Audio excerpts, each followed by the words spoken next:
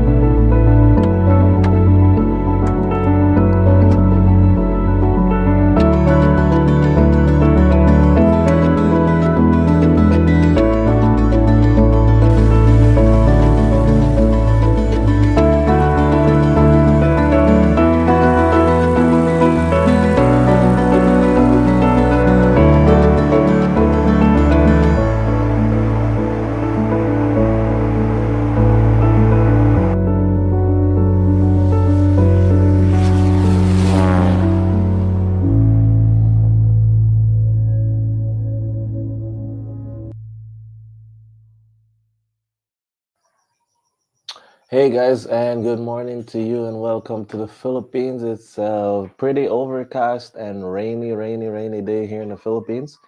The current local time is 7:28 a.m. Sunday morning, September the 14th, and I'm sipping my fake coffee. Keeps me warm. It's overcast, it's raining, and there's nothing we can do right now in terms of flying any missions. If it's your first time here, give a favor, follow and subscribe to the channel. And we want to say welcome to the new guys who have joined. We're now 46,300 strong on Facebook, and we still haven't hit that 4,000 marker on Instagram or on my YouTube channel. This report is Mission Flight Report Season 9. So we just switched to Season 9. Season 8 was wonderful and amazing. Now we're in a new season, and this season will take us all the way up till the end of the year. And it's episode 1. Caption is finally the airplane is back. If it's your first time here and you have no idea who I am, I invite you to look down below. I get a lot of messages every so often of people asking me, "What's your name? What's your name?" So there it is on the screen. I'm just gonna share this with some groups that I'm a member of, and let's watch that viewer list go crazy. Alrighty, and I don't think they're gonna accept me in that group. That's fine. Yeah, I'm gonna copy the link. Yeah, guys, share the link. And if you're watching from Facebook, tap the screen, give me some love. It's very good for my algorithms. And I'm not trying to promote my channel to promote myself, but I've been getting some requests from my Facebook account, and that means people throughout the Philippines, they are searching for air ambulance services. And so the more followers I have throughout the Philippines, especially, the more likelihood that a lot of these people who are looking for air ambulance services will be able to come find the content, and they'll be inspired, but more so, we'll be able to help a lot more people. I'm looking for a group here. I'm almost done. So I'm actually sharing it. I'm sharing the live with some group members and some friends and family, telling them where to come see me and say hi and listen to the amazing things that God has been doing here in the Philippines. Okay, nice. All right, so yep, almost done. And one more. If you're watching from my personal account, I won't be able to post your stuff, so I got to monitor you on another device. That being said, yeah, give us a like on Facebook. Please subscribe to our YouTube channel. And I'm not an Instagram guy, especially now with all the toxic Jamaicans over there. I'll sip to that. Um, but I do share stuff on Instagram because I've been able to find some friends from high school days, and yeah, my stuff just showed up on their page, and here they are following me. So go check out my Instagram stuff. That being said, yes, let's get right into the report. So I am 2 weeks behind because every time got ready to do my report, a mission would pop up, and then I have to go. So bear with me this week. My report is 2 weeks behind, and better late than never, right? So to kick things off, basically, I the vehicle was it's the thing. It's just giving a lot of problems. We've been basically the head gasket blew, and this is not just an X-rail. This is something that was donated for our community-based project. So we are very active in the community. Not everyone needs help with an airplane. So we have been challenging ourselves, the team and I, we've been challenging ourselves to be a blessing when we're not flying. We're pretty occupied with community-based stuff. So if you ever have time, go check out our new Facebook page. It's called Beyond the Cockpit. It's where you will find stories of what we're able to do with the locals around us. We have found some community just 10, 15 minutes drive from where we're based. There are communities where they don't have proper toilets. They don't have water system to do their dishes. They actually do their dishes down by the river, and a lot of them, the homes are filthy, and they don't have adequate food and nutrition, and some of them, their children are not able to go to school. So this vehicle was donated particularly for our community-based project to move the missionaries around to different community that they're ministering to, and also for cargo and stuff. But about less than 5 days after getting the vehicle, it just started giving a lot of problems. And the head gasket actually blew. And I'm just like kicking my. I just buy a piece of garbage with the donated money that came in for a vehicle.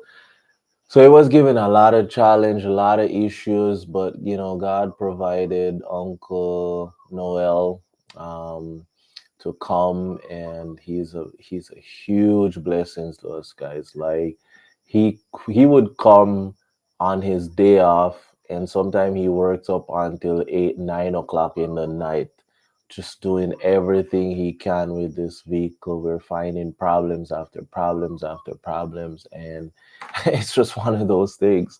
But he blessed. I mean, he came, and it was a huge blessing. While the car was being worked on, we had the opportunity to get some updates from the Sir Ariel with the airplane, and he's putting in the avionics. He's helping me on his day off as well. As you know, he volunteered himself to do this project pro bono or free. And he has his primary job and his students that he's teaching and mentoring. So it was a huge sacrifice on his part to take the time out to set aside some time working up to late hours sometime to put this airplane together.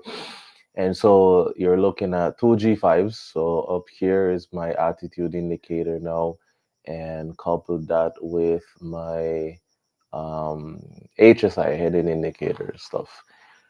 I have some video clips that I'm gonna share with you guys as well, but we'll just look at some photos for now. This was one of the pictures he sent when he was, basically fired up the engine, doing some run up and just looking at the whole layout, coupling up everything. And I was just so, you know, elated and amazed by what he was able to do in such a short time. Like he did all these upgrades in about 1 month. And I've been getting some feedback from some of my donors who are actually owners of aircraft. And they said, listen, man, for him to put this thing together like this in the space of a month, this is unheard of for shops in America. Like they don't do it that fast at all. The next thing that we had to do, we just coupled it in together, is basically the weight and balance. So somewhere along this month in September, my weight and balance would expire. It's usually good enough for about 5 years. So I'm like, I just pulled out some old avionics that's not working. I added some new. My weight and balance is about to expire. It's a good time. I'm here. Why not just coordinate things so that I can definitely have um the weight checked? And I haven't sat down to compare the previous with the current, but one thing I do know, this airplane is a lot lighter than it was before. When I look at the empty weight on the scale, it's a lot lighter than it is than it was before, basically. I want to share some clips with you guys for those who might be wondering what do we do when it comes to community stuff. So these guys went down to the river basically, and they're just ministering to those in the community. Without the vehicle, they would walk. They would basically walk and hike with the rice that we're giving to them. They would hike with it on their heads and shoulders, etc. When they get there, people are just hanging around doing the dishes. As you can see, there's some kids in the background. So the dishes are being washed. And this is Melissa, one of her missionaries, just giving a nice little massage to the lady. She's definitely enjoying that. So, for us, when you say mission work, the norm that comes to people's mind is sit down, let me show you some things in the Bible and put some doctrine in your head. But for us, we just believe in solely ministering to people on a genuine level. It's not geared towards indoctrinating anybody. It's just meeting the people where they are at, figuring out what they need, and just being there for them. So this is a river they were hanging out where they do their laundry and their dishes. I grew up doing the dishes, and honestly, we haul the water up to the house. But these guys, they do the dishes at the river. So we have our other missionary here. This is Anne, and we have our mentee. I mean, my mentee here that I'm entering into mission aviation, Mariel. And rather than pull out Bible and try to, they're doing the dishes with these people. Now, imagine you were in this kind of situation where you're doing the dishes at home at the river. So missionaries show up and they are helping you with your dishes. They're helping you with your dishes. Oops, the guys, this little kid just show up. It's a boy. Anyways, um, so couple things. When the missionaries went into the community and they sent me these clips of what they've been experiencing, my heart was just touched in a remarkable way. Imagine as a kid, you're complaining you gotta do the dishes in a nice sink. Some of you in the Western world, you have dishwasher. Here in the Philippines, this is where these kids are asked to go do the dishes, and I don't know if they complain or not, but that's a lot of work, right? So after they shared the video with me, I did the craziest thing. I said, you know what? I got a few people that have never asked for anything. So we did some research. We're still looking into some stuff, and we found out that we could potentially have a POSO or a manual well that they can pump water from, so that they don't have to go down to the river to do their dishes. Because when we have the rainy season, going to the river to do your dishes is just not an option. You got to go there and haul maybe some dirty water and bring that home, and hopefully, I don't even know if they have filter or anything. So it touched my heart, and I got on the phone and I called up a bunch of people here in the Philippines. I didn't contact anyone in the States. They were all Filipinos. Some were like pilots that I've met while flying missions, and they fly commercially. I'm doing humanitarian. And, we've been friends for years. I just called them up. Some were fellow missionaries here in the Philippines, Filipinos and foreigners who are doing mission work. I just called them up and say, hey, I'm just asking you for 1,000 pesos towards the goal of a water system that is going to be a blessing to many families in these little remote areas here in Batangas. And without any hesitation, every single person that I called and asked for that 1,000 pesos, which is about give or take $20, they said yes. As a matter of fact, some of them gave more than the 1,000 pesos that I asked for. And that became a huge blessing. So we're very close to finishing up this project. We just got to do some more research, but praise the Lord, the funding came in for the project. So we've reached the goal, and that's a huge blessing, because I'm praying and hoping that I can help more families to not have to do the dishes down by the river, especially when it's rainy and they cannot go. This is a video that Sir Ariel sent to me, and he calls it spaghetti. Just tons of stuff. A lot of them were not being used for any reason at all. They didn't have any purpose whatsoever. And he just hacked everything out, got rid of the stuff that's not necessary, and just weighing down the airplane. And yep, it just worked out really nice. So we got the weight and balance done. These guys are from Top Flight. So shout out to Top Flight.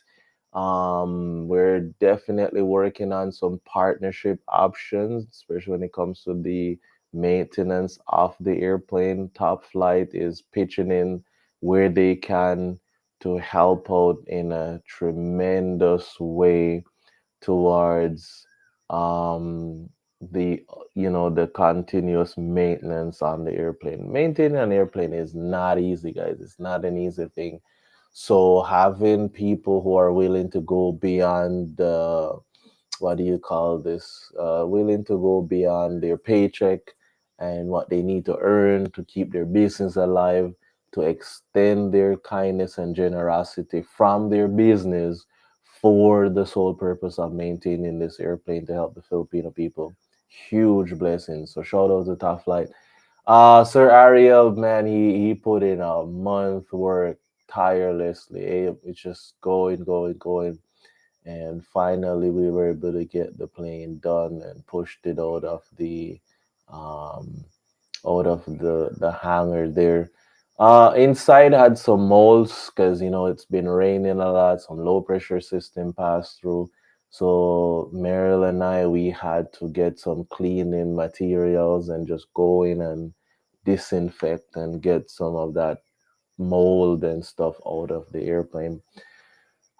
We got it done. I was getting ready to fly the thing home, but look at that weather, guys.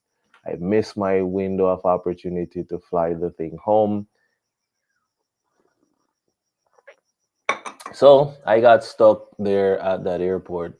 But the next day, early in the morning, the weather was flexible enough, and I got to the hangar. And knowing me, I haven't flown the thing for a month, so I just opened the cowling and just double check my wires, harnesses, look for any areas where there might be any leaks or whatever is happening. Just keeping a close eye on the airplane is always a huge blessing.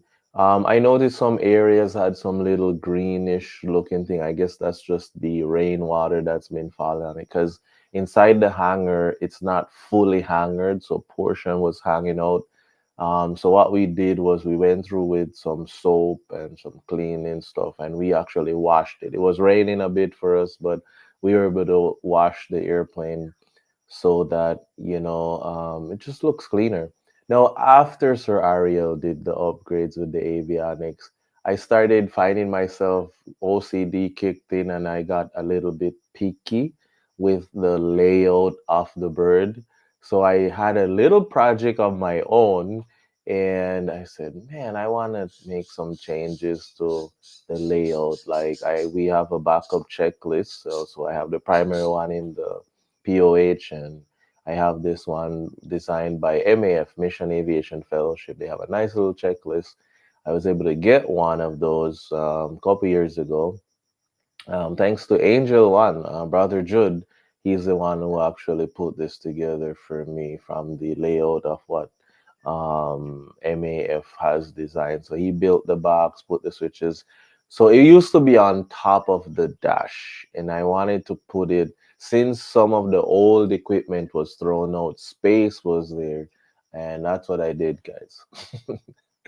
So Paulo from the hangar, he helped me to paint it. I said, we need to paint this thing black. So everything is black and flushed and nice.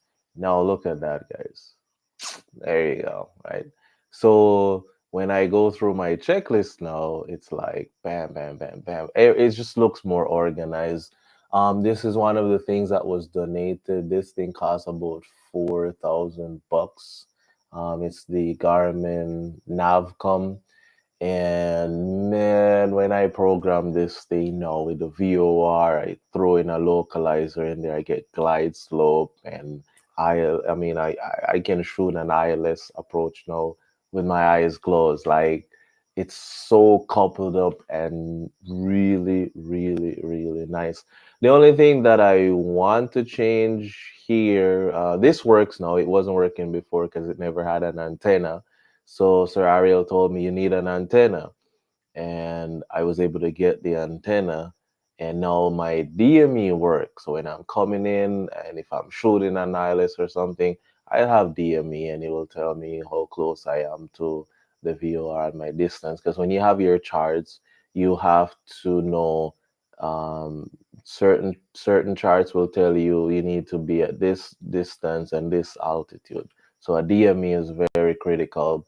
I'm working on something later on,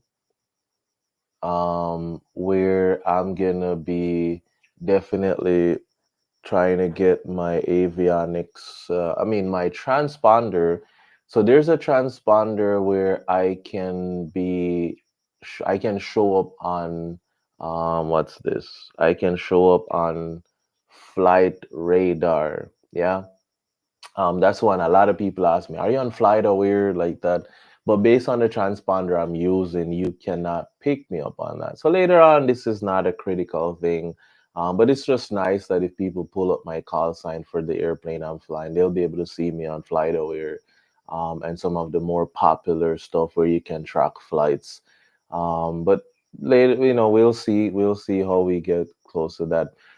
So we had a mission that came up, and it was gonna be. It's a mission that the weather has been posing some challenges. Jonathan Jackson watching from YouTube.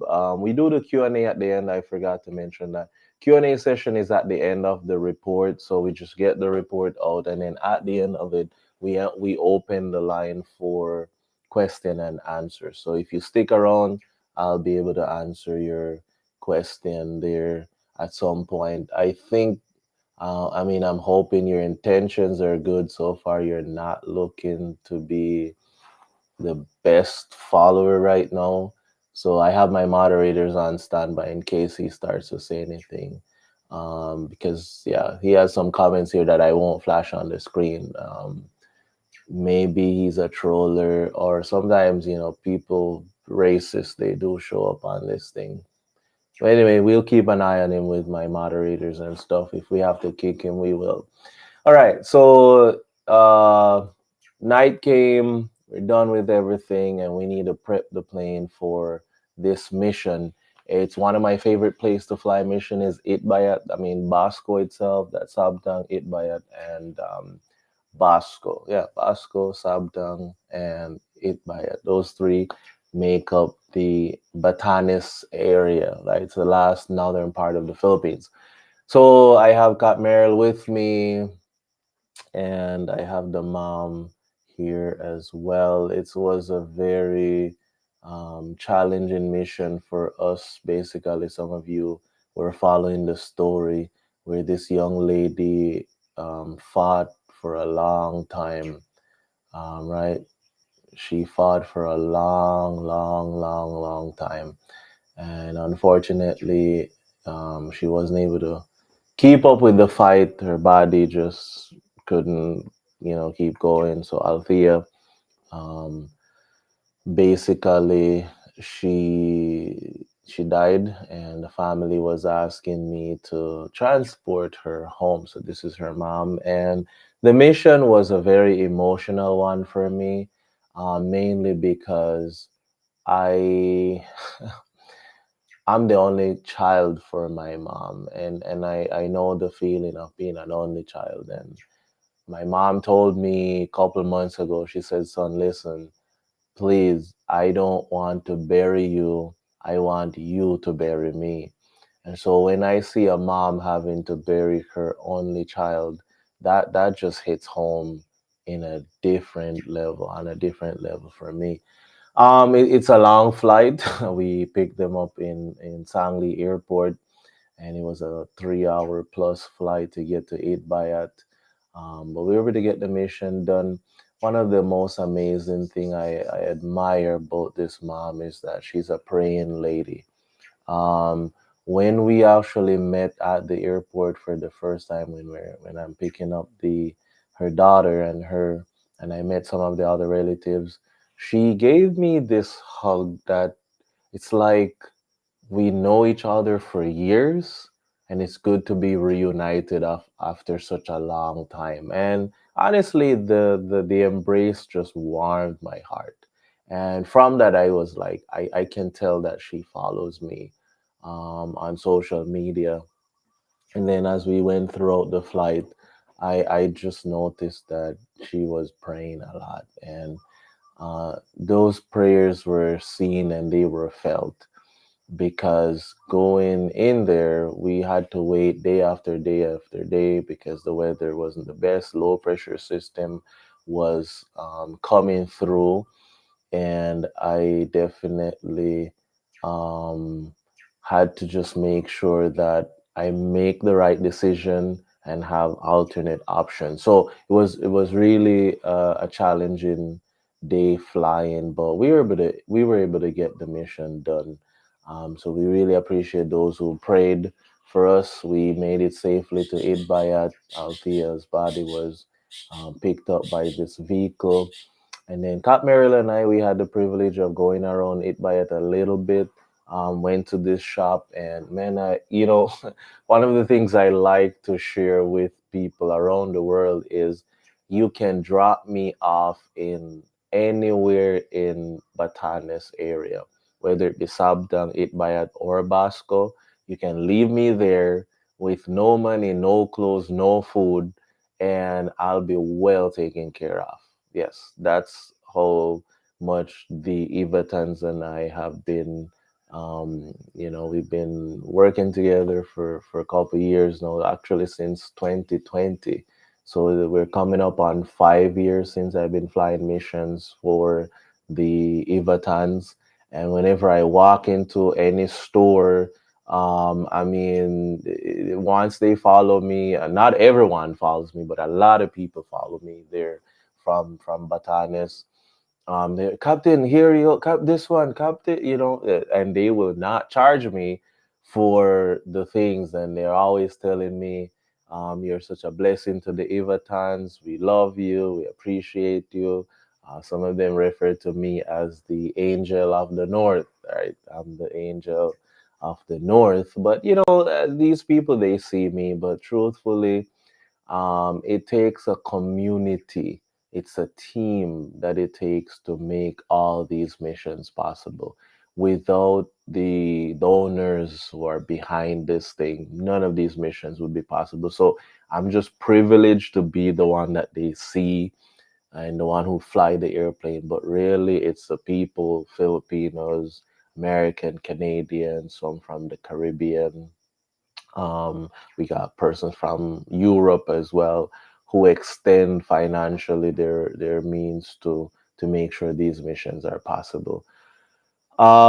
This is a relative of Kobe. Some of you might know Kobe. Kobe was my first mission there in Batanes, a young little boy who was, just fighting with leukemia for a couple years, and then he wasn't able to survive. And I was able to bring him for chemo.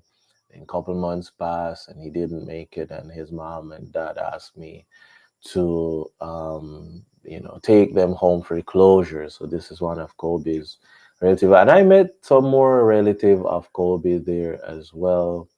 We went to the funeral. It's one of the things I do.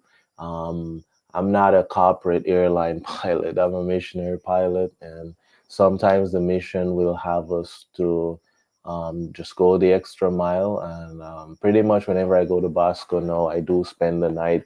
And if it's a person who has died that I brought home for closure, I go to the funeral. I give my condolences to the rest of the family, and go there and pray that God will really help these individuals throughout their bereavement time. While we were there, we would see like some friends came and they were able to um, just, just give their condolences, some of her classmates and stuff. This is Kobe's dad, guys. Yeah, he looks like Kobe, right? If you've ever seen Kobe's photo, we haven't seen each other in a long time. Usually, I see Ate Eileen all the time, every trip. No, I didn't see her on this trip because she was in Bosco, but I did end up in Bosco, which I'll tell you more about that. So it was just a blessing to run into Kobe's dad and see how he's doing, and also the great grandmother as well. So it was a blessing.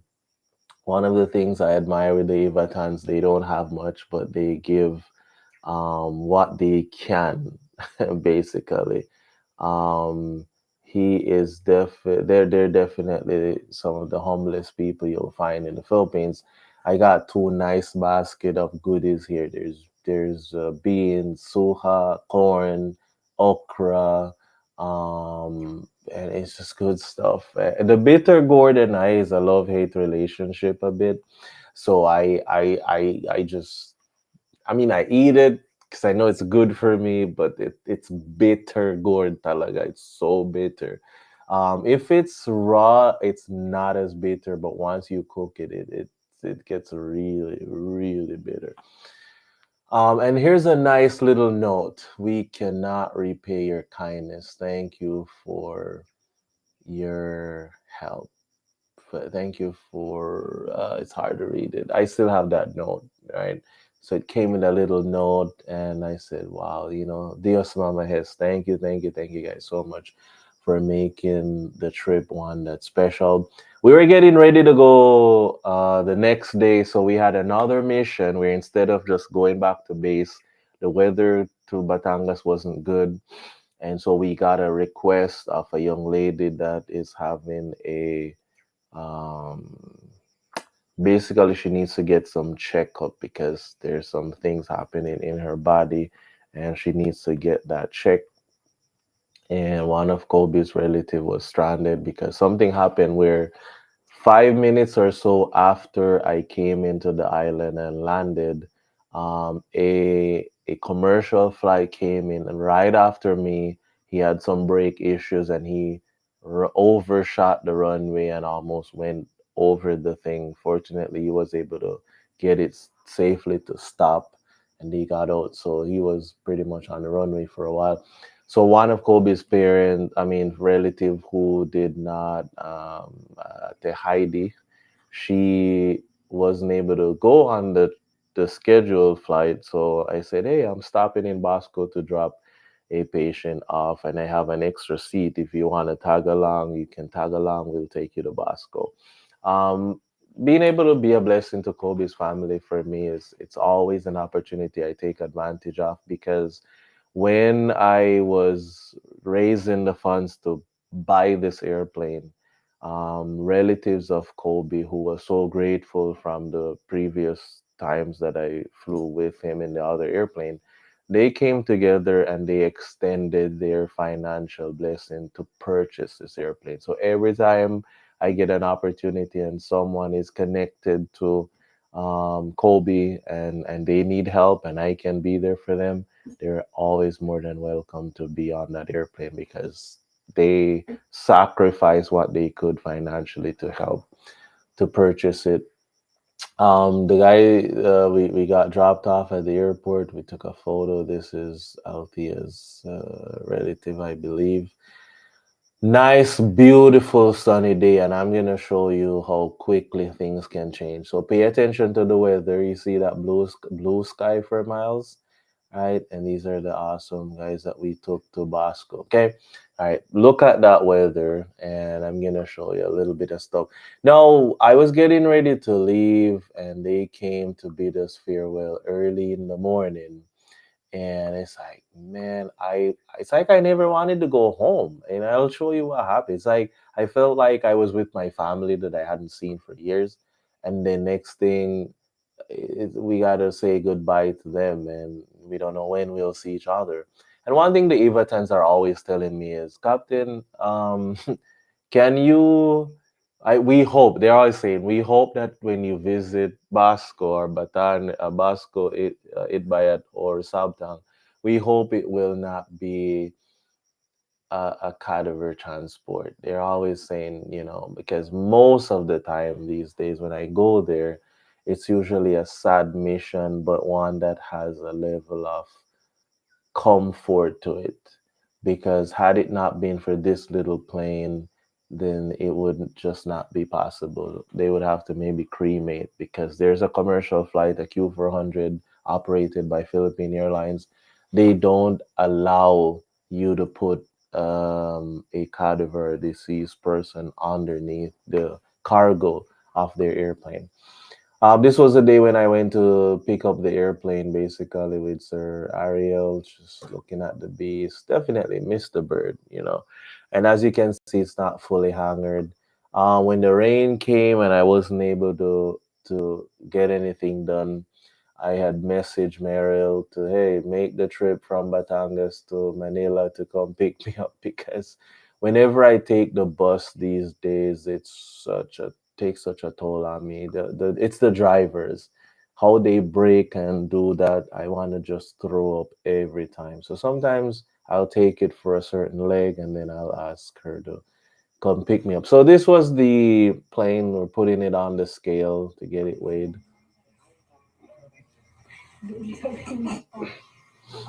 I think I flashed the camera so you guys could see the empty weight at some point. So it has no fuel. We got to measure everything, get it leveled and lined up nicely. Yeah. So this is what it weighs without any fuel, just the oil, the POH, the raft, I mean life vests, the ones that has to be on it, because I fly over the ocean, right? So the life vest, the what else? Well, just a few folders and stuff that has to be whatever needs to be on it all the time, and that's what it weighs, guys. 652 pounds. That's why I can push it around on a flat surface easily. And this is when it's empty. Now, when it has fuel, it's a whole different story. But I'm able to pull it and push it even with full fuel, which would make it weigh almost 1,000 pounds plus. All right, and now we're pushing it out. Finally, after a month, push and start. We're putting it back in the taxiway in the entrance there of their hangar so we can fire up that engine and be on our way to get home. I was a little bit emotional because, it's like all that praying and fundraising and buying stuff and having it shipped. And actually, we went through a lot of roller coaster ride with the Good Samaritans who were willing to bring the stuff over so we didn't have to pay for shipping and stuff. And they were able to bring those stuff for me, which saved me thousands of dollars. Yep, thousands of dollars, because some of these stuff, like for example, the equipment, the avionics came up to about 8,000 something. When you do shipping for that, you're gonna pay, sometimes they will ask for 10% of the value plus the shipping, and so when individuals were willing to bring it over for us, it helped us to save a lot of money. But that was the weather, guys. I wasn't able to fly the thing home. So I showed you the picture. This is just a video of the actual weather. When I'm not teaching Cap Mariel, the basics. So for those who don't know, I had shared a photo with her and a post. She is just finished a flight school. We actually went to the same flight school in the Philippines. So shout out to Fast Aviation Academy. They're in Manila, and their flight school where the planes are, it's in Lingayen. Awesome. The best school in the Philippines is Fast. I won't say otherwise. But they're amazing. The things they do for me is just really, really amazing. Once they found out that I'm a missionary pilot here in the Philippines, all my fees were lowered. And there's times when I get certain kind of subsidy, and if I don't have the money, I can still go and get trained. And then when the money comes in, I pay my debt, because they said, what you're doing for the Filipino people, this is the best we can do to make sure you get your ratings, your license, and different things that I need. So I just wanted to rearrange my tool bag and stuff, and also the mentorship program with Merrill. It's a 3 week program basically. I'm gonna have that in more detail, but a summary of it is, before I went to flight school, I spent 3 weeks with a mission pilot, and I learned a lot. I saw what the life entails, what his world entails. So I knew before flight school what was expected of me when I become a missionary pilot. And Merrill is my second mentee. The first mentee was able to survived the 3 weeks, got some flight time and some experience doing actual missions. We had a simulator at the time, so she was able to practice on the simulator. She went on to serve as her dispatch for a couple of months. Now she works at the Aviation Authority, and we keep in touch. She's gonna try and visit me at some point. And 2 years ago, I did that with Mam G, who was the first one, and now Merrill is the second one, are literally exactly 2 years apart. So in the week one, the challenge for week one is to find yourself and your skill set beyond mission aviation. I mean, beyond flying an airplane. Like, how useful are you when you're not flying an airplane? What skill set do you have when you're not operating an airplane? That's week one. Week two, we get into aviation. We look at weather, situational awareness, external pressure, navigation, weight and balance, flight planning and different things, communication with the contacts and different things, navigating and moving around the Philippines.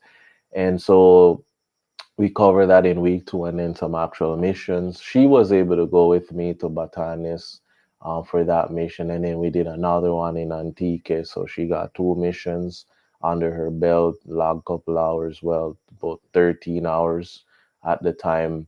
And then week three, we look at preventative maintenance and also survival maintenance. It's an airplane. Certain little things can happen that as a pilot, you can troubleshoot something. If you're stuck on a remote island, you could potentially troubleshoot the thing, figure out what's going on, and then hopefully you may be able to secure the plane in such a way to be able to get back to base and have the mechanics, fine tune it, and sign off the work. So we look at that, how to not just sit there and look at gauges and instruments, but also to listen and have an idea what's happening and how the systems work and the upkeep and what it takes to have an aircraft safely maintained. So those are some of the things we look at.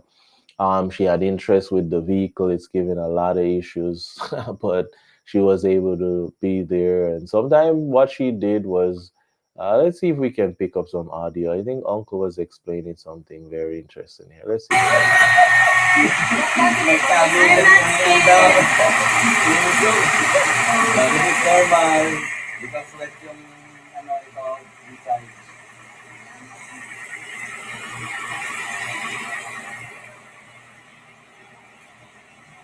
Yeah, so we finally got it done. No more smoke coming through the exhaust. Yeah, because the first time we fired it up, there was some fumes inside, but he was explaining that those are just stuff that needs to be burnt off. Because when the head gasket blew, it was generating a number of stuff that we had to wait for it to just finish burn that off, and then the fume stopped. No, it's working. It's working. It's doing what it's supposed to do. Let's do some video clips of when we had arrived there in Itbayat, just to share the moment with you. Some people like videos, some like pictures. This was the moment that captured me the most. Just relatives came and reached out to Althea's mom just to hug her, Mom Kathleen, praying lady. And some of those hugs was extended to us as well, welcoming us to Itbayat and so on. It was a huge blessing. And one of the things I like with the Avatans is they're really a tight knit group. They really are family oriented. They really bond and look out for each other. They're very supportive of each other, especially when they're in their tough times of bereavement and grief. They make sure they're there. This is Kobe's grandmother, I believe. Just amazing lady. I mean, whenever I get a chance to go to Idbayat, I just want to sit at her feet and listen to her stories.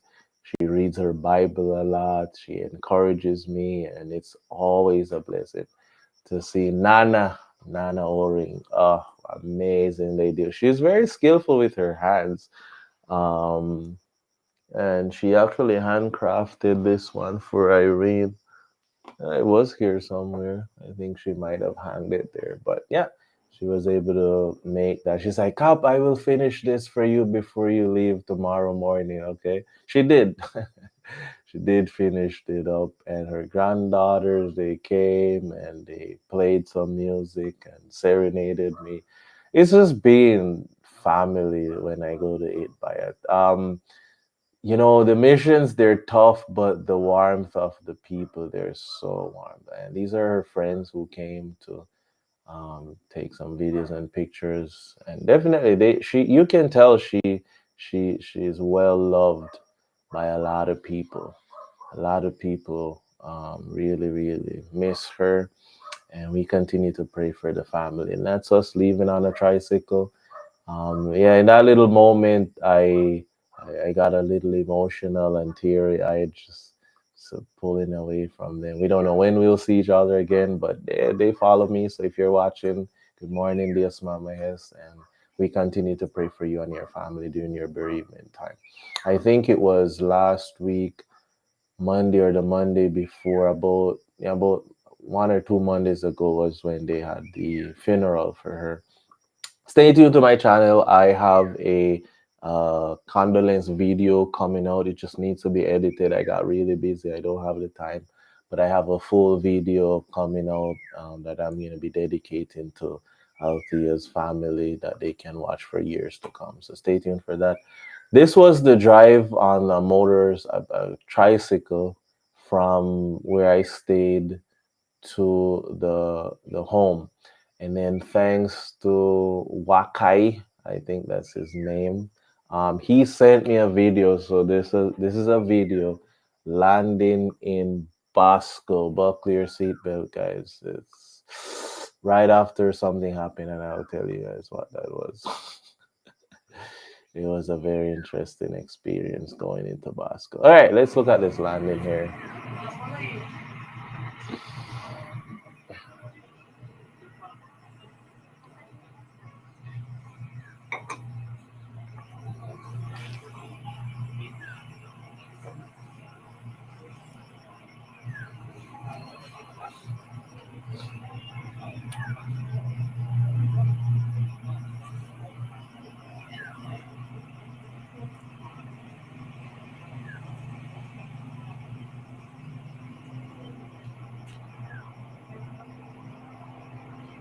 Yeah, if you listen, you can hear the power coming in and out because I'm dealing with a little bit of winds.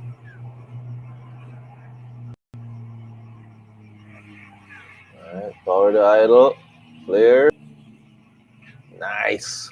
Ah, buttered. So that was me landing in Bosco, and right after that, deboarded and said goodbye to these guys. Wish them all the best. And within 20 minutes, Welcome to Basco. that's it. We now have almost zero visibility Yep. with heavy rain, and you cannot even see the mountain over there. That's not honest for you. Welcome.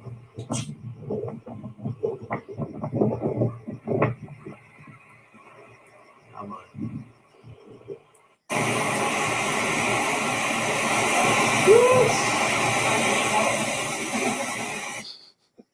It rained. And I was like, I told you guys to remember the photo from It Bayat, right?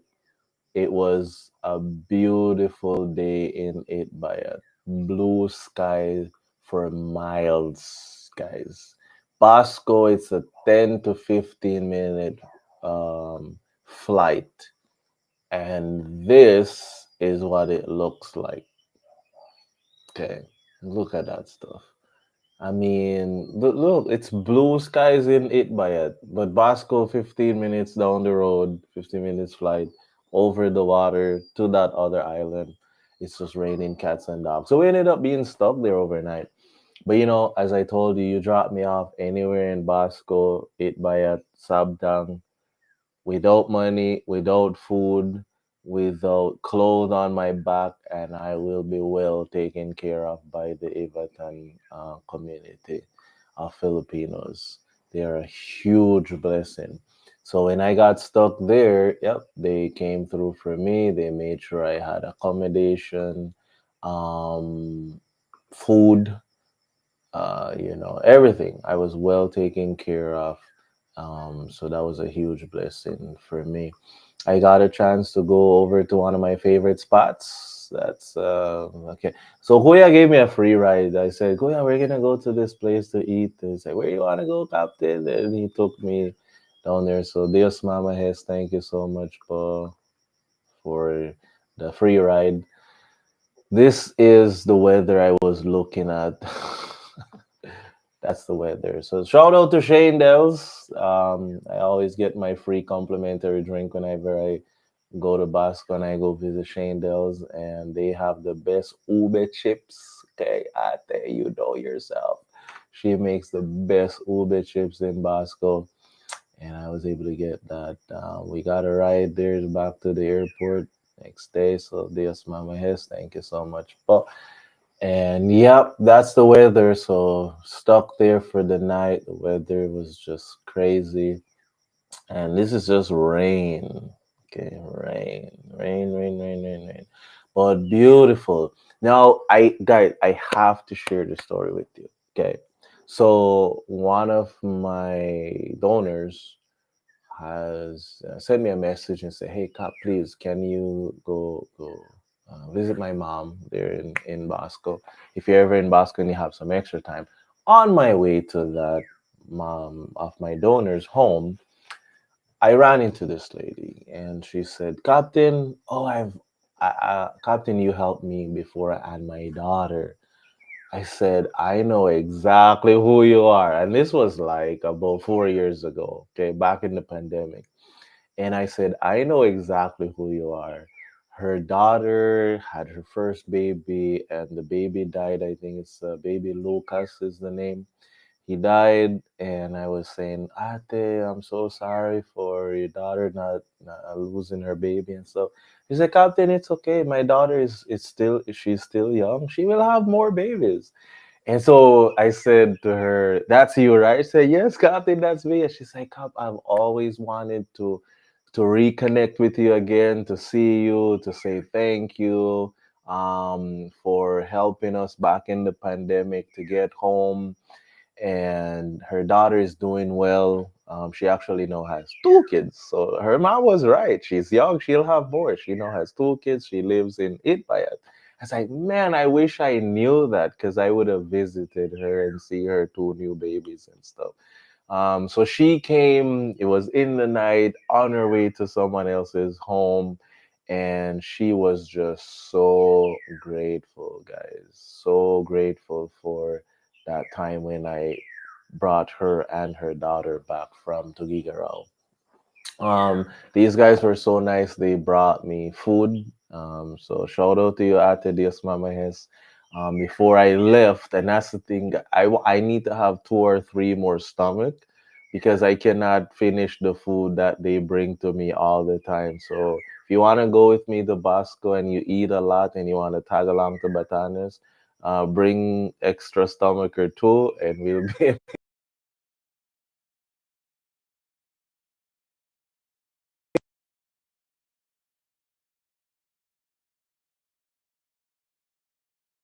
in here. Oh no. I think my battery might have died. Did it die? Hold on, guys.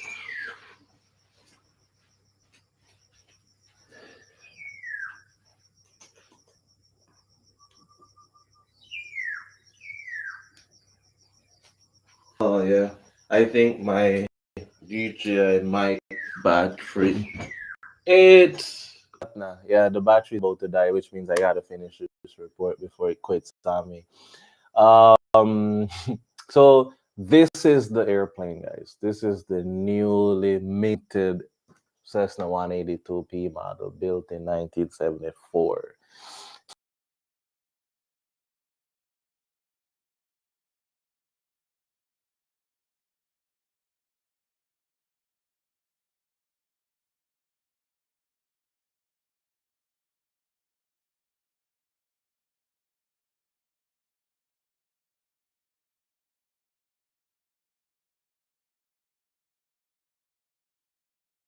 The default, yeah, to the computer. I don't know how that sounds, but it is what it is. This battery is it's just died. It doesn't work anymore.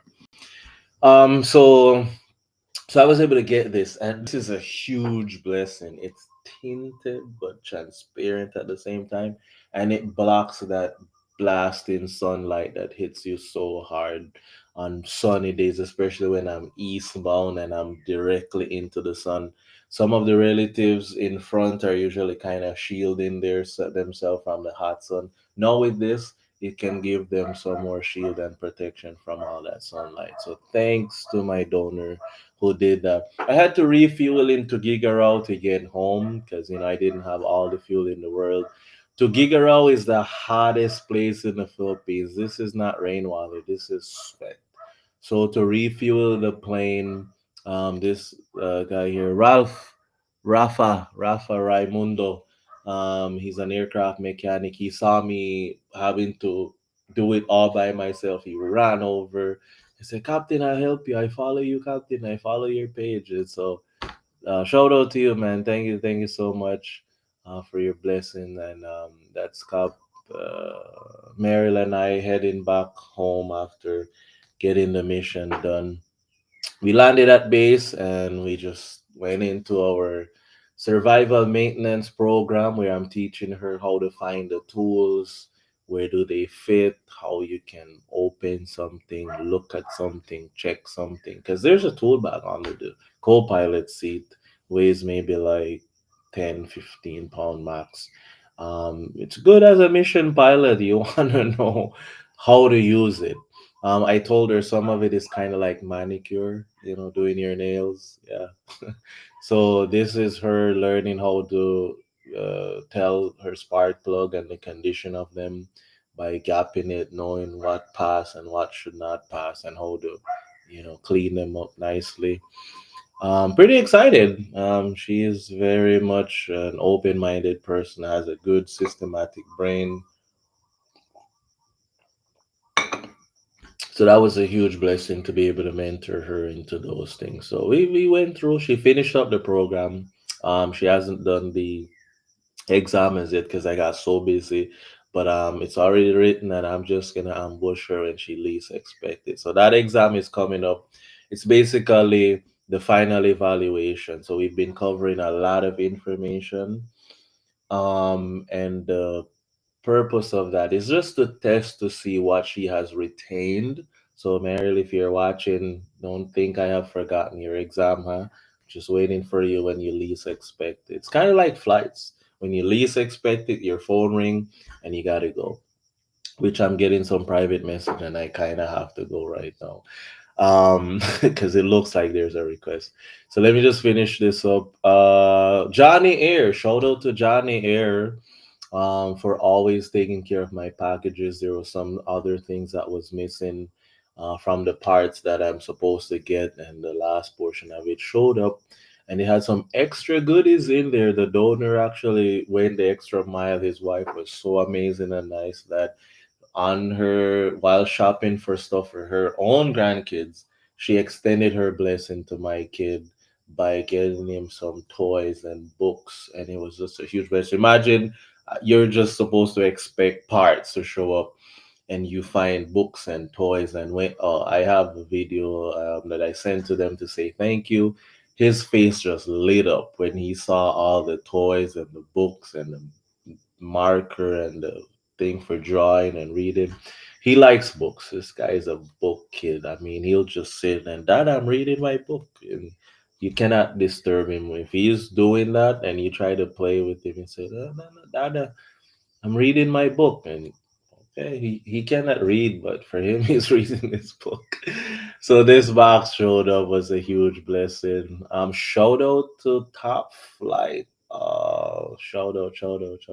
I can't say how grateful I am for Mom Tin there at Top Flight.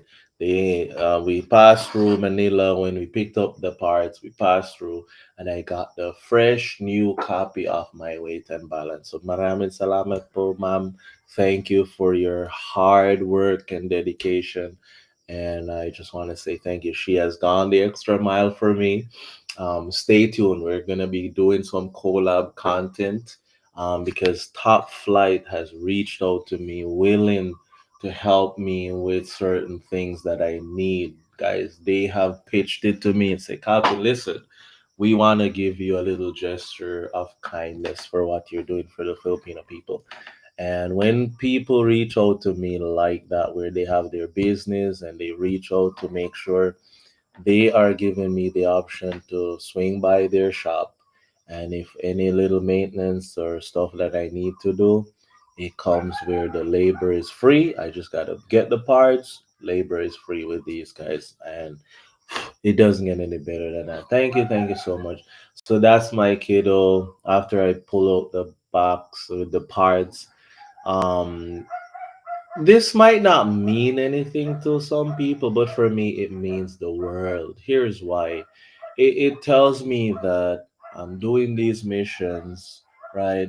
And people who donate, they think about my family and they say, hey, listen, I'm going to give you some money to buy something for the airplane, but I want to give you some books for your kid as well. And whenever this happens, it really warms my heart because it just reminds me that the people who give financially to make these missions possible, they're willing to go the extra mile to be a blessing to my family and I. So thank you guys so much. Um, Shout out to and I'm losing a lot of my. Medivac, yes. Final mission in the report. I was like, who are these faces again? Anyways, sorry guys, bear with me. So basically, I had a request that was pending for almost 3 weeks, close to a month. They patiently were waiting for the airplane. They had no other choice. It's a mom that needs to go back home to be reunited with her family, and it's not just any mom actually. Her daughter works at the office back in the states that handles our donations. So for those who extend your blessing through your company and you want to have a tax deductible receipt, our office in the or in Tennessee takes care of those tax deductible donation. They make sure it comes in, those checks are cleared, and they deposit into the account so we can have access to it. She reached out to me and said, Captain, my mom is not doing so well and she is recovering and stable. We'd like to get her back to Antique. When is your plane available? I said, well, after we're working on it. Finally, the plane got fixed and we were able to get the mission done. So it was a huge blessing to have met them. I was with the mechanic of Palmas this week. I mean, last Thursday last week, and he said, Kuya, you brought my auntie to Antique. I said, Clear. Why? I said, yeah, that's my aunt. I said, man, such a small world. Such a small world. Talaga. While I was in Antique, I went up to the public hospital to introduce myself and let them know that the service is available. And Doc here was kind enough to tell me there's another little island south of Mindoro, south of San Jose Airport, a small little island. And they said that island is really struggling to transport their patient. They refer them to Antique. Some go to San Jose. And she said, if you could go there and introduce yourself, I think those people would really benefit from and air ambulance services. So we're working on the resources to get that done. Stay tuned to the channel and we'll share more with you. While in Antique, we had to get some stuff done and survive. And these ground crew, who they're supposed to work with the airlines, but they extended their hands and strength and they came and they helped us. So shout out to them. Still working on the car. The head gasket is fine, but then sometimes the fan didn't work to cool it. So here you go again. More problem, more issues. But I did share a review, guys. Um, this gentleman right here is the best aircon shop in the Philippines. Is Ramil. Ramil's aircon in Costa Taal in Batangas. These guys, best. They did my AC 3 years ago. I haven't even refilled the Freon yet, and I use my aircon on number one. When it rains, I have to adjust the temperature. And I remember Ramil's wife messaged me. She said, "Sir, listen, when we're done with your aircon, our AC on your vehicle, you're gonna need a winter jacket." I thought she was joking, but trust me, it gets cold in there. So whenever I have any issues, I go there, I get the best price, the best labor, and I made sure I left them a nice review. So thank you, thank you, thank you guys. We're at the end of our report. Do the work and God will provide the means is the slogan that we work on. And then thank you to those who donated throughout. We were able to fix the suspension side of it. Like there was a lot of issues with the suspension. The vehicle would shake if you go over 70 kilometers an hour. It's like this. It would drift a little bit. When you go through rough road, it just slam, bam, bam, bam. Because the shock absorbers they're all busted. But thank you guys so much for partnering in with us. We were able to get everything done. Look at that. This is not new. They actually cleaned up this part. But the new components are like this rubber is new, this one is new, this one is also new as well. So a lot of new components. And then she's pulling off the old shock absorber and then that's the new one on there. So a lot more stable now. It can handle the rough terrain. Still need a few little fix here and there, but it's not as bad as it was before. These guys, I don't have I told them they need to put their company logo here or something. They're located close beside 7-Eleven off the Balibago exit or Santa Rosa exit there in Cavite area. Um, so this is a lady. She's been working on my suspension for the past 8 years. Yeah, I got my stuff in 2018. I met her 2019, early 2019. She's been diligently keeping my, so when I drive my vehicle at 130 kilometer, zero shake, zero drift. And it's because of this shop. They're amazing. I get the best price. They follow my page, so they know me. They'll ask me, "Sir, how is your plane?" No, and we appreciate what you do, and that's just how God put the Filipino people who have their business. Them and I, we come across each other, and they help me a lot to offset a number of expenses and stuff. So thank you. The mission vehicle is doing really well. And I'm gonna show you guys a little bit of what we're able to do with it now that it's functional. So to close off, here's some beautiful videos that I wanted to share with you guys. And don't move, we're almost at the end. That's what it looked like flying into Tugigaro that morning. So we're gonna be here for about 5 minutes or less, and I'm gonna walk you through the blessing of the avionics that I had on board and why is it that I really challenge myself to come up with that means financially to be able to um, what do you call that, to upgrade the airplane. Now I am about 5 miles out. The tower said the ceilings are 1,500, 4 miles visibility. Okay, so I'm looking for this airport, but thanks to the equipment on board now we are shooting. Basically, we're now on an instrument approach coming in. It's one of my favorite actually. Really calm, little moisture, mild turbulence if any, right? And you're gonna see when we break out, and this is what you can do when your airplane is equipped enough. I'm instrument rated. This plane has the equipment for instrument flying, and we're just gonna get down into it, right? So you still cannot see the runway. I'm descending right now. I'm lined up with the runway from about 10 miles out, and I'm descending. And Cat Mariel, she's just monitoring what's going on. And I told her, "Here we go.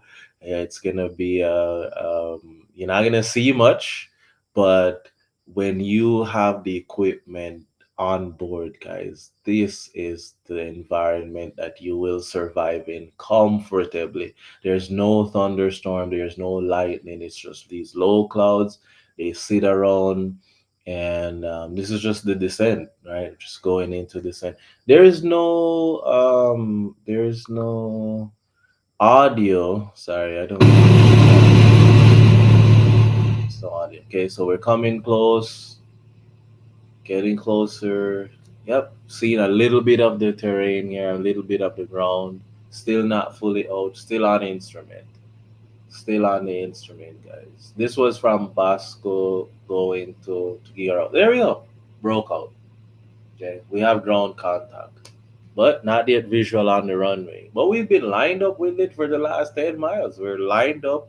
I know it's there. I can't see it, but this is where you say trust your instrument, not your feelings. And when the airplane is equipped enough, this is the environment that you will survive in comfortably. And that's why for those wanting to be mission pilot, you not just need to be instrument rated, you need to be instrument proficient. Okay. And we still don't have visual of the runway yet, so the ground is just kind of coming in and out, in and out. And then there it is right here. There it is. Made a little small adjustment to the left. We have visual. I'm pulling the nose, I'm pulling the power up at this point. I'm pulling that power. We're adding that flaps. mixture, prop forward, throttle friction before landing checklist is completed, and there's the runway. Right? It's VFR, but you have to go through some stuff to get into that environment where you'll be able to see the airport. I'm not gonna cut the video off. I'm gonna finish it so you guys can actually see the landing. Right? So it's clear. They said it's forecast in VFR, but when you were cruising at 8,500 feet and you have that layer right across, you need to have the proper equipment on board. You need to be instrument rated and proficient to be able to keep that descent profile, line yourself up with the runway, get down to that altitude where you'll have visual of the runway. And here we go. Nice. Beautiful, beautiful. Butter landing, center line. All right, welcome to Kigarao Airport, hottest place in the Philippines. So thank you guys for partnering with us to be able to afford those equipment on board. I hope that gave you a little bit of adrenaline rush. Welcome to the Philippines, and that's what it takes to fly in this country. Instrument proficiency, instrument, um, yeah, rated, and yeah, and that's where you gotta make sure if you have embedded thunderstorm, don't go flying because you're just asking for trouble, right? Yeah, it's just Scott Merrill paying attention to what she's doing. I actually gave her an old spark plug so she can practice. And you put it in the blower machine there, holds them down nicely so that they're really clean and nice. We do this every 50 hours. Every 50 hours, that's one thing we do. Oh, after landing in Antique, pouring rain. Yeah, we made it before the rain came.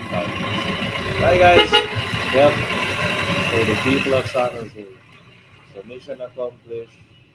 Our volunteer there at the office of GMI.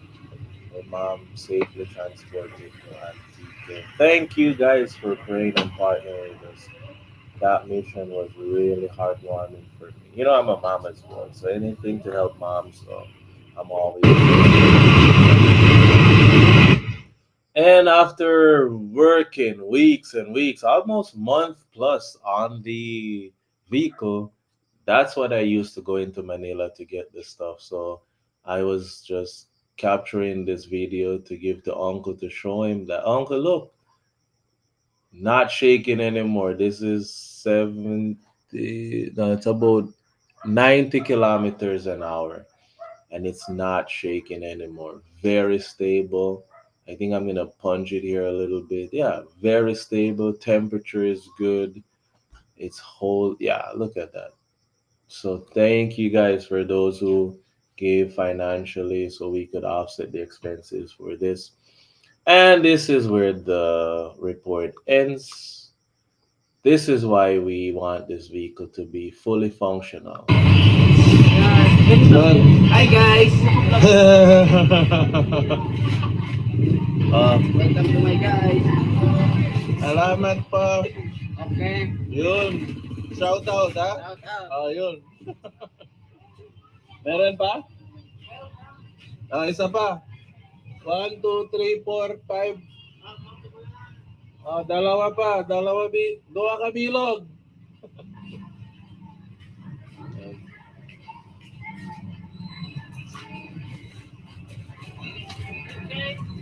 Alright. Ayun. Oh, yeah. Okay, okay. Thank you po. All right, so basically that's it. The We were loading rice. It will be distributed today. We got about 5 families consistently getting that, and then if we have enough, we give to some random or new families as well. So I was picking up some rice. So what I do basically is whenever I get donation, like sometimes people will just say, I'd like to donate to what you guys are doing. It's not for a specific need.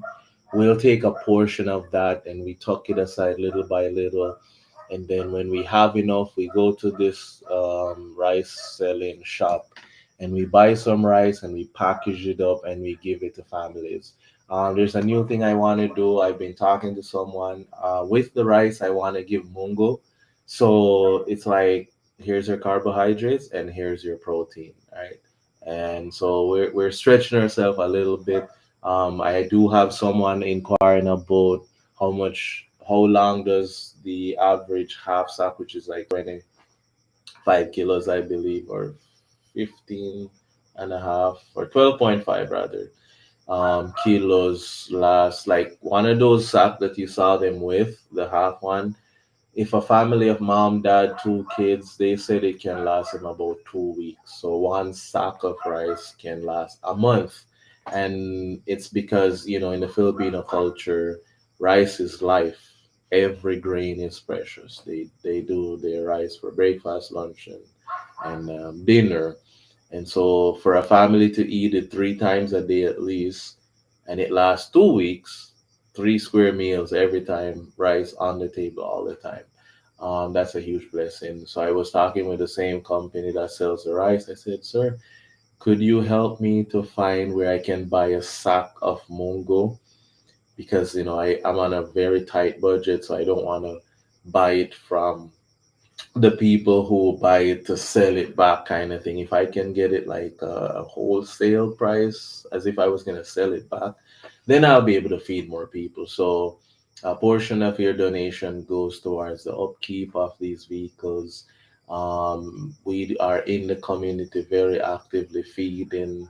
Hopefully the guys, they're a bit shy with English, so you won't get the stories yet, but I'm challenging them to practice their English and I'll bring them on the report at some point. And until then, just stay tuned to the Beyond the Cockpit. You get pictures and videos, and they write their, as best as they can, they write their stories there of what we're able to do in the community, treating wounds of kids, feeding them, and also those who didn't have the opportunity to go to school.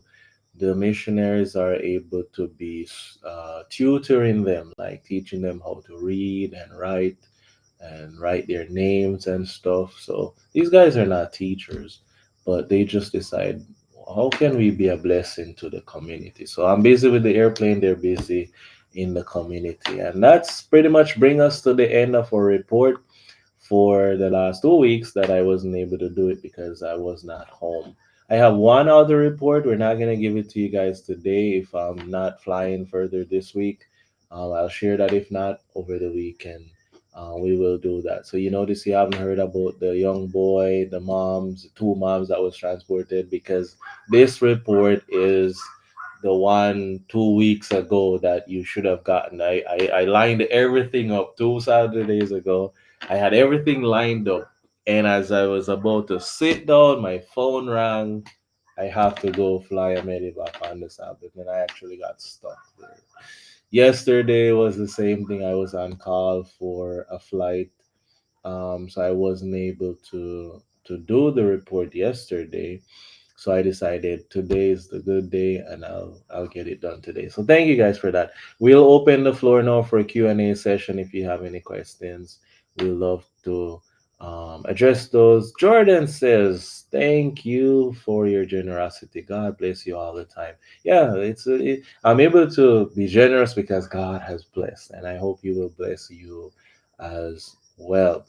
Evangeline said, blessed Sunday. God bless you always. All right, we're going to deal with Jonathan. Okay, someone had reached out to Top Flight. Yes, Top Flight. They're amazing.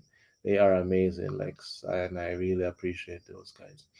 So he had wrote a question, said, what do you fly? I was watching from YouTube apparently. He said, what do you fly? And then he said, drone, RC planes, rail planes. And then he said, I'm a drone pilot. Is why I asked. I'm not a troll. I'm black. I'm from the Virgin Islands. And then he said, why are you labeling me? I didn't label you, sir. I just said that um, flying by faith.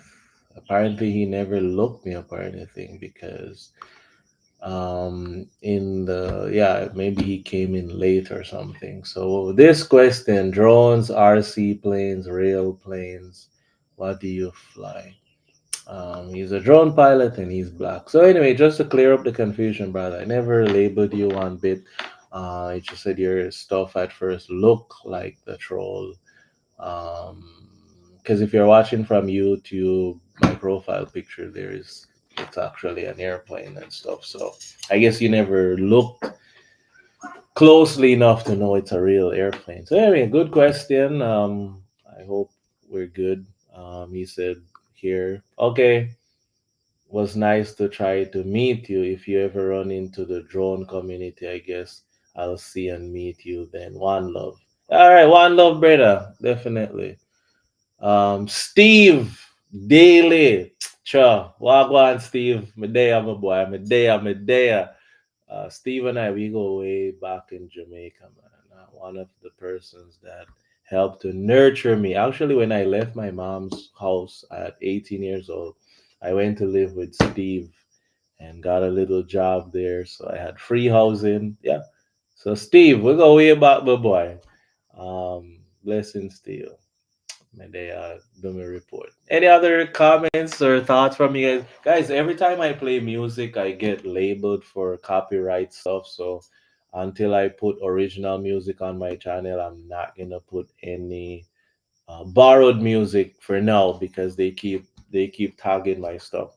So a summary of this report: the plane is back, the vehicle is doing a lot better. We're able to use it, and some extra blessing came in to feed some families. So we're happy for that.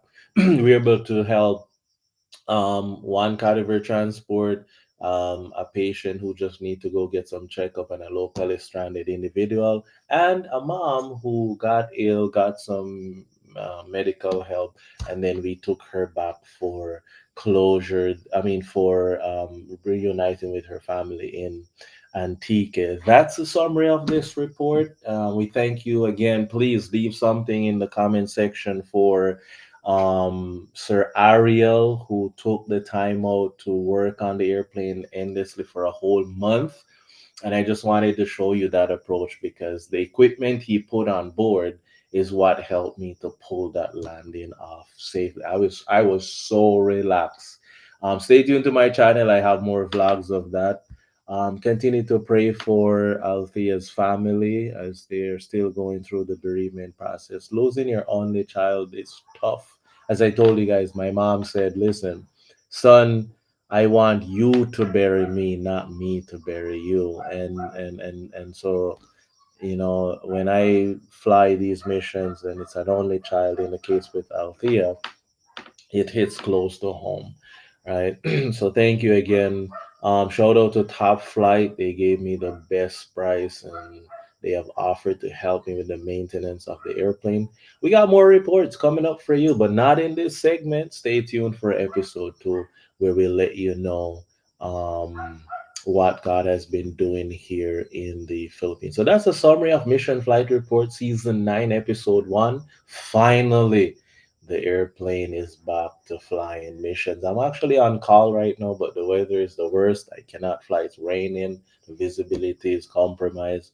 I cannot safely navigate an aircraft on days like this. So we'll try again tomorrow and we'll see what life has in store for us. If there's no other question or comments, we'll just like to deal with the generic ones that we get time to time for those who might be wondering how they could partner with us for the purpose of helping the Filipino people to have a better life fighting chance. Yes, the average mission is to help save lives. And when we can't do that, we have the opportunity to help to bring closure to family. Instead of them cremating their loved one and bringing the ash home, we actually help to facilitate closure. If you're from Canada or the US, we do have a tax deductible option, so your donation can go a little further if you're inclined to give through your business or your organization that handles your finances. We can accommodate that because we're registered with the IRS. If you have any questions or comments for me and you're watching this video after the delayed broadcast, You can always go check out my website at By His Stripes Ministries 1844.com. Not website, sorry. You can shoot me an email at By His Stripes Ministries 1844 at gmail.com or Flying by Faith 2018 at gmail.com if you have any questions that you would like to ask. I want to say thank you so much for your support, guys. Without your support, none of this would be possible. We're opening up some opportunities. If you're an aspiring missionary pilot, whether Canada, US, or here in the Philippines, you can always reach out to us. Send in your resume today at applyingbyfaith2024 at gmail.com. If you would like to learn more about us, please take the time out to visit our website at flyingbyfaith.org, or you can go to By His Stripes Ministries 1844.com. We welcome your questions if you have any. We welcome your questions, and we're at the end of the report. We like to pray for people, guys. You are always praying for us. We want to be praying for you. So if you have any prayer requests that is of a private nature, and this platform, while we're live, is not the best to share that publicly, here's my email address. Send it to me. It's flyingbyfaith2018 at gmail.com. I look forward to getting some prayer requests from you, and we'll be putting that in our prayer journal. And the team and I, we will be praying for you guys that God will answer those prayers and give you the desires of your heart. Before we go any further, we won't have any music, but I want to say a special prayer for you guys, for the donors, for the social media family. We are now 46.3 thousand followers. So our goal for the end of August was 45K rather. We passed that. So now we're 46.3. We are 700 followers shy of 47,000. I want to challenge you guys this week. It's a new week. I invite you, for those watching right now, just invite one more person to follow this page. It's very good for us. We get to be seen across the world, and people will come, they'll give their praise, they'll give their support, so we can continue to help the Filipino people by touching their hearts one mission at a time. So we invite you, let's challenge ourselves. Let's see if we can hit 47,000 followers by the end of this week. We're 46.3. We need 700 more. And if each person just invite one and invite one and invite one, you never know how much we can have by the end of the week. That being said, we don't see any comments or question. We'll go right into our closing prayer, and then we will share our thoughts with you. Yeah, one more. Yeah, that would be very devastating for So Pray she gets her wish. Yeah, definitely, definitely, definitely. Yep, those are the days. Those are the days. Okay, let's pray, guys. Our Heavenly Father, thank you so much for the opportunity to have the internet and electricity. Thank you that on days when I cannot fly, that I can come on here and just share with people around the world the amazing things you continue to do through people whose heart you've been touching to give financially. Thank you that the plane is back, it's functional, it's a lot safer than it was before, and we're able to do a lot more with it in helping individuals here in the Philippines to get the medical care that they need. And Lord, we just pray that you'll continue to provide, that you'll continue to bless, and you will continue to sustain this aviation effort. Father in heaven, we're praying a special prayer for those who have taken the time out to watch this feed. I don't know what's going on in their life, but I pray that whatever they're facing right now, if it be challenges, that you can help them in those challenging times. If someone is hopeless, depressed, suicidal, doesn't have food, money, work, or means to help themselves, Lord, we pray for your blessing, that you may give healing, you may give comfort, you may give a sense of direction, that you can come divinely close to these individuals. Father in heaven, we want to lift up before you our donors, those who work very hard, stretch their means, and extend their financial blessing to us so that the plane can function, the vehicle can be maintained, and we can have extra to feed people around us and be able to have the means as well to cover our living expenses and our food. Lord, we just pray for those who give financially, that you will bless them. Bless them with health and strength, keep them safe. Bless their efforts that they put in to feed their families and themselves. Lord, bless them because without them, we couldn't do what we do for the Filipino people. For those, Lord, from this report who were recipient of our aviation ministry and our community programs, we ask for you to bless them. Those who lost their loved one and Althea's family, Lord, still grieving her loss, we ask, Lord, that you may comfort the family. Please provide for them. We know that they had to spend so much for treatments and different things. Lord, please replenish their financial reserves so that they can have food and a home, and that you'll bless them with health as well and give them comfort as they grieve at this time. For those who will watch the report, Lord, and so many who just follow along and react and comment, and they don't have the means to support financially, but they're always praying and they're always encouraging. I pray that they too will have answer to their own prayers, that they too will be encouraged personally as they reach out to encourage us. And we just ask, Lord, that this Flying by Faith social media platform will be the means of hope in this world that can be so cruel and very hopeless at times. May this page and the channel and the content be the silver lining behind those dark clouds of what goes on in this world. We just thank you and praise you, Lord, for everything you've done because we ask these things, Lord. In Jesus' name we pray. Amen. All right, thank you guys for watching. I appreciate you. Do not touch the dial. We have two things that we would like to share with you. It's our key text. Verily I say unto you, inasmuch as you have done it unto one of the least of these, my brethren, you have done it unto me. So this week, this report shows that when we reached out to the mom who needed to go home in Antique, the mom who was grieving, and the rest of the family because they lost their loved one, and the patient who needed to go get some checkup, and our locally stranded individual who needed to get back to another island to continue to work so she can have the means for her family. Jesus says, you have done it unto me.